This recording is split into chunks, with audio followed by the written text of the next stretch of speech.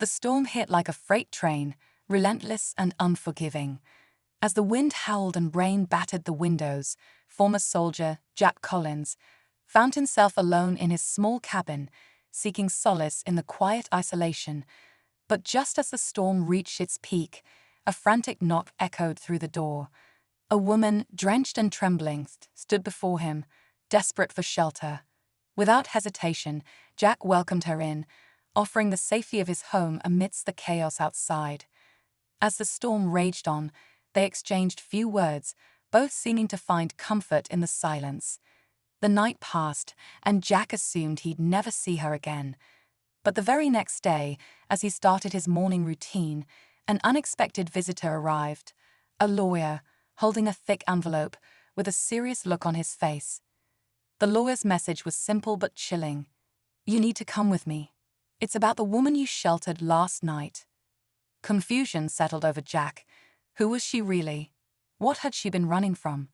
And why was a lawyer involved? The storm may have passed, but a much bigger storm was about to break. Jack was about to learn that helping a stranger could lead to consequences he never saw coming. Jack stared at the lawyer, his mind racing. He hadn't expected anything like this. He barely knew the woman's name. Anna, she had said. She had been so quiet during the night, speaking only when necessary. She'd looked like she was carrying the weight of the world on her shoulders, eyes distant, like she was running from something much bigger than a storm. The lawyer, a tall man with a stern expression, handed Jack the envelope without another word. "Open it," he urged, his voice cold and professional. Jack hesitated but took it, his fingers trembling slightly. Inside was a stack of papers, all stamped with official seals.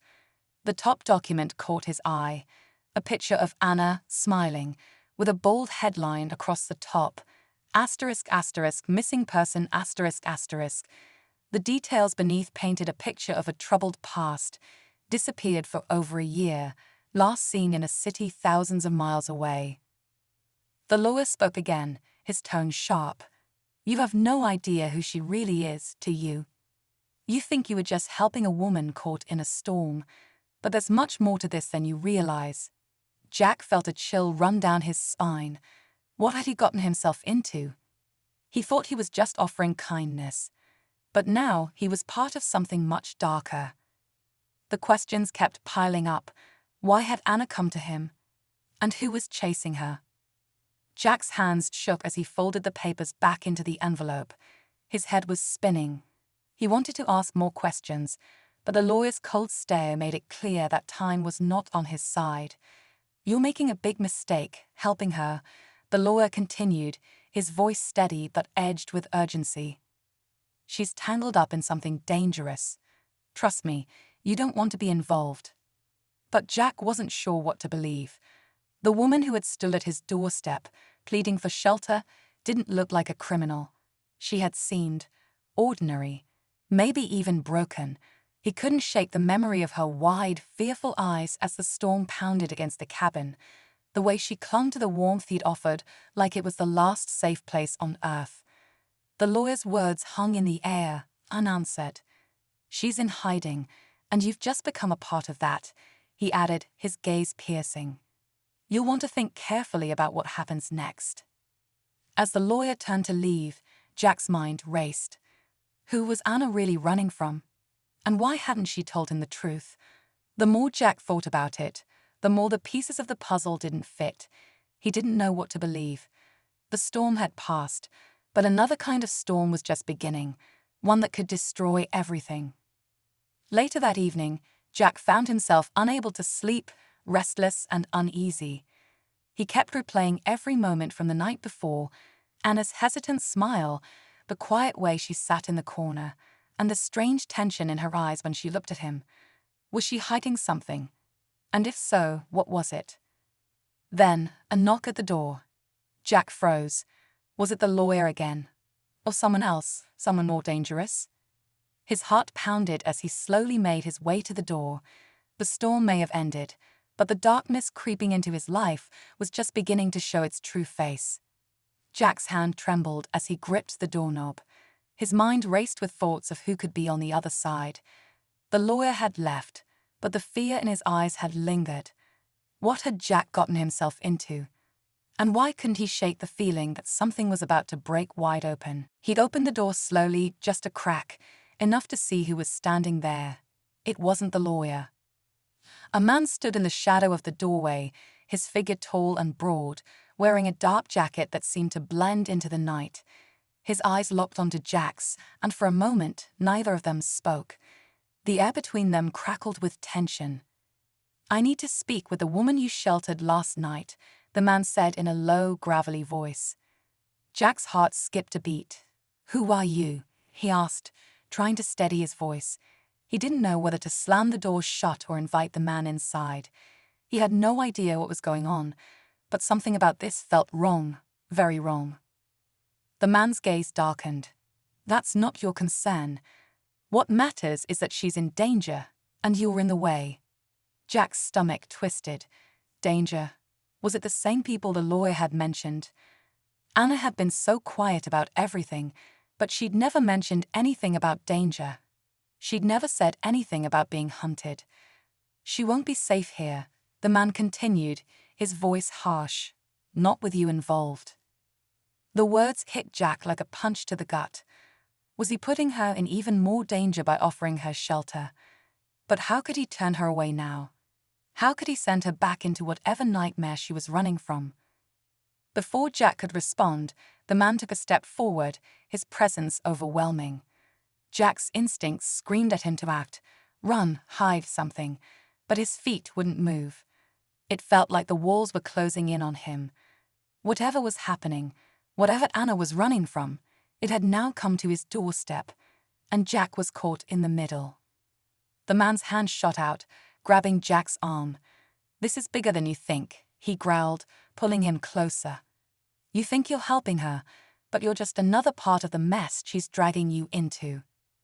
Jack's heart pounded in his chest as he tried to pull away. Who was this guy? What did he want? And what had Anna really gotten herself mixed up in? Suddenly, a door creaked open from inside the cabin. Jack's eyes flickered to the sound. Anna. She stepped into view, her face pale, her eyes wide with fear. And in that moment, Jack realized just how deep the lies ran. He had been playing with fire, and now it was about to burn. Anna's eyes locked with Jack's, and for the briefest moment, it felt like the entire world stopped. Her face was ashen, and there was something unmistakable in the way she looked at him. Fear, yes, but also something deeper. She knew something Jack didn't. The man who had been standing in the doorway, holding Jack's arm, seemed to notice the change in her too. His grip tightened slightly, and he turned toward her, his face betraying no emotion. "You said he wouldn't be a problem," he muttered, almost to himself, though his eyes never left Anna. Jack's pulse raced. What was she hiding? Who was she really? Then, before anyone could speak, Anna did something that completely shattered the tension in the room. She took a step forward, her voice barely a whisper. "You need to leave, both of you." The words hit like a slap, and for a moment, Jack's mind couldn't process what was happening. The man looked at her, clearly surprised by the defiance in her tone. But then his expression shifted, his eyes narrowing as if he'd expected this. "Anna," he said softly, "we've been looking for you, and now you've dragged him into it too." Jack's mind raced. Had Asterisk been hiding something, but what? This wasn't the frightened woman he had taken in last night. It felt like the real Anna was someone entirely different, someone with secrets darker than Jack could ever have imagined. The man took a step back, his posture stiffening. "This is bigger than both of you. You're not running anymore." His words hung heavy in the air, and for a split second, Jack wondered if he was in even more danger than Anna. Anna shook her head, her eyes now full of desperation. "You don't understand. I didn't want any of this. I didn't want him involved." Her voice cracked as she turned to Jack, her expression softening, almost apologetic. "I didn't mean for you to get dragged into this, but it's too late." Jack's thoughts spun wildly. What had she meant by that? Too late for what? And how had he ended up in the middle of a nightmare he couldn't even begin to understand? The man suddenly stepped forward, pushing past Anna, and Jack instinctively took a step back, his heart racing. "If you want to live, stay out of this," the man warned, his tone deadly serious. "There's no going back now. You've made your choice by keeping her here." Before Jack could react, Anna reached out, her hand trembling. "Jack, you have to trust me," she pleaded, her voice almost breaking. "Please, you don't know who he is, or what he's capable of." Just as Jack opened his mouth to ask more, the sound of distant sirens pierced the air, growing louder by the second. The man froze, his face twisting in annoyance. "We don't have much time," he growled, then looked directly at Jack. "This is your last warning. Stay out of it." The door slammed shut, and the only sound left in the cabin was the hum of Jack's own racing heartbeat. Was Anna really a victim? Or was she the one pulling the strings in this twisted game? Jack didn't know who to trust anymore, but one thing was certain: he was in over his head, and the storm outside was nothing compared to the chaos closing in around him. The sirens grew louder, their blaring wail cutting through the tense silence that had fallen in the cabin. Jack's mind was racing, every instinct screamed at him to run, to get out of the way. But Anna, standing just a few feet away, her eyes wide with fear, held him in place. "Jack, you don't understand," she said, her voice barely audible, her breath shaky. "I'm not just running from them. I'm running from myself." The words hit him harder than he expected. What did she mean? Running from herself? Before Jack could ask, the man who had barged into the cabin slammed his fist against the wall, sending a jolt of fear through Jack's body. The tension in the room was palpable, and Jack could feel the danger closing in. This was it. The storm wasn't outside anymore. It was inside the walls, with them. "Anna, you don't get to run anymore," the man said, his voice now dangerously calm. "It's over." Anna's eyes darted around the room, as if searching for an escape, but there was nowhere to go. Jack's heart pounded in his chest. He looked at Anna, seeing the real fear in her eyes, and suddenly something clicked. She wasn't just a victim, she was part of something far larger. She wasn't running from some faceless threat. She was running from the choices she had made, the life she had left behind. Anna turned to Jack, her voice cracking with emotion. "I never wanted to hurt anyone, Jack. I didn't choose this, but I can't go back now." Just as the man lunged forward, a crash erupted from the back of the cabin, and the door to the outside burst open. 2 uniformed officers stormed in, their guns drawn. "Freeze! Everybody down!" one of the officers shouted. The man turned, caught off guard, and raised his hands instinctively, but it was too late. The officers were already closing in, one of them tackling him to the floor. Anna stood frozen, her gaze never leaving Jack's. The tension in the air finally seemed to loosen, but there was no relief in her eyes, no comfort in the flashing lights outside. Jack felt his breath steady, but only for a moment. One of the officers walked toward Anna, and she flinched as he reached out to her. "You're safe now," he said softly. But Anna didn't move. She just stood there, as if she couldn't believe it. Jack took a step toward her, his voice barely above a whisper. "Hannah, what happened? What is this?"